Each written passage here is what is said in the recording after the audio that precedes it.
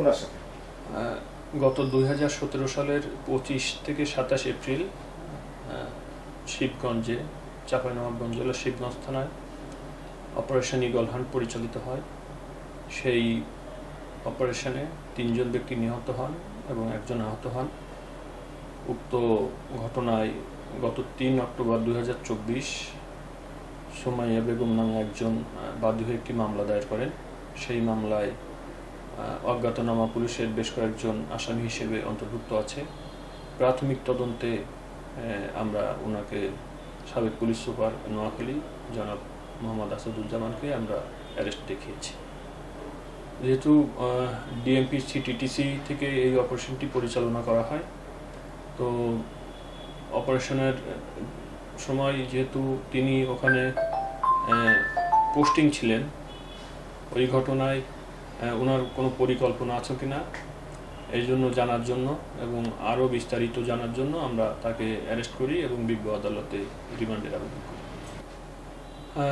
সন্দিগ্ধ অভিযুক্ত হিসেবে আমরা তাকে গ্রেপ্তার করেছি। বিজ্ঞ আদালতে 5 দিনের রিমান্ড আবেদন করেছিলাম, 2 দিনের রিমান্ডে পেয়েছি। বিষয়টি তদন্তাধীন আছে। আমরা তদন্ত করে প্রকৃত কি ঘটেছিল, যে আসলে জঙ্গি ছিল না অন্য কিছু ছিল, সেটি আমরা জানার চেষ্টা করছি। সুমাইয়া খাতুন ত্রিমোহনী কনসার্ট, তার অভিযোগটার সংক্ষেপ হলো 18 জন আসামির নাম উল্লেখে তিনি মামলা করেন যে 25/4/17 তারিখ থেকে তার এই বাড়িতে আইন শৃঙ্খলা বাহিনীর লোকজন ঘোরাফেরা করে, গুলি চালায়, সে বাড়ি থেকে বের হয়নি। এক পর্যায়ে তার বাড়ির মধ্যে ঢুকে ওই সুমাইয়া খাতুনের পায়ে গুলি করে এই আইন শৃঙ্খলা বাহিনীর লোক। আর সাব্বির বলে এসআই ওর স্বামী আবুল কালাম আজাদের বুকে গুলি করে। তারপরে 27/4/17 তারিখে এই আজকের সন্দিগ্ধ আসামি আসাদুজ্জামান, বাড়ির শরীয়তপুর, ইনি সহ 10 জন পুলিশ, আইন শৃঙ্খলা বাহিনী পুলিশের লোক এবং আরো 8 জন স্থানীয় লোক হেলিকপ্টার থেকে 3টা লাশ নামিয়ে, মৃত লাশ, ওর ভাষ্য অনুসারে মামলা হিসাবে 3টা লাশ নামিয়ে ওর বাড়ির মধ্যে ঢুকায় দিয়ে ওই লাশগুলোকে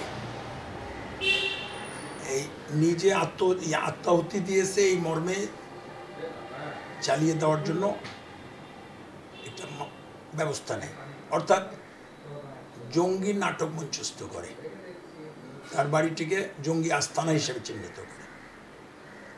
এই জন্য সে মামলা দায়ের করে। মামলাতে যার নামে পর্যায়ক্রমে আসামি 2 জন ধৃত হয়। এই সন্দিগ্ধ আসামিকে নোয়াখালীর একটি মার্ডার কেস থেকে আজকে তদন্তকারী অফিসার শাকিল তাকে গ্রেপ্তার করে এখানে নিয়ে আসে, দিয়ে পূর্ণ গ্রেপ্তারের একটি আবেদন করে। সে পূর্ণ গ্রেপ্তারের আবেদনটি আজকে শুনানি হয়। শুনানিতে আদালত এই সুমাইয়া খাতুনের এই প্যানেল কোডে হত্যা এবং বিস্ফোরক মামলায় বেসিক্যালি এখানে কিন্তু 4 জন নিহত হয়েছে। আবুল কালাম আজাদ নিজে, অর্থাৎ সুমাইয়া খাতুনের স্বামী, এবং যে 3 জন মানুষকে হেলিকপ্টার থেকে ওর ভাষ্য অনুসারে ত্রিমোহনীতে হেলিকপ্টারে নামানো হয়েছিল, সে সহ 4 জন হত্যা এবং বিস্ফোরক মামলার আসামি আজকে আসাদুজ্জামান। তার রিমান্ড তদন্তকারী কর্মকর্তা 5 দিনের আবেদন করলে বিজ্ঞ আদালত সন্তুষ্ট হয়ে শারমিন চৌধুরী 2 দিনের আবেদন মঞ্জুর করেন। আজকের আসাদুজ্জামানকে কেন নেওয়া হলো?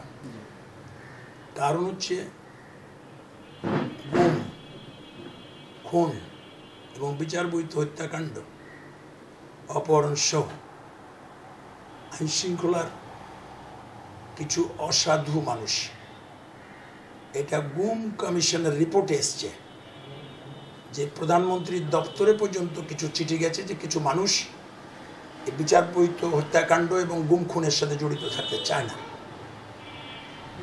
না বলে কিন্তু তাদের কোনো অসুবিধা হয়নি, তারা কিন্তু এখনো বেঁচে আছে এবং তারা কিন্তু চাকরি করছে।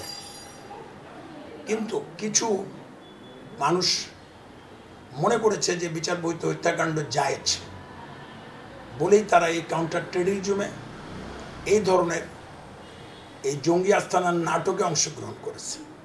এটা সত্যি দুঃখজনক। এটা আমার ভাষ্য নয়, অন্তর্বর্তীকালীন সরকারের গুম কমিশনের রিপোর্টে এটা ফুটে উঠেছে।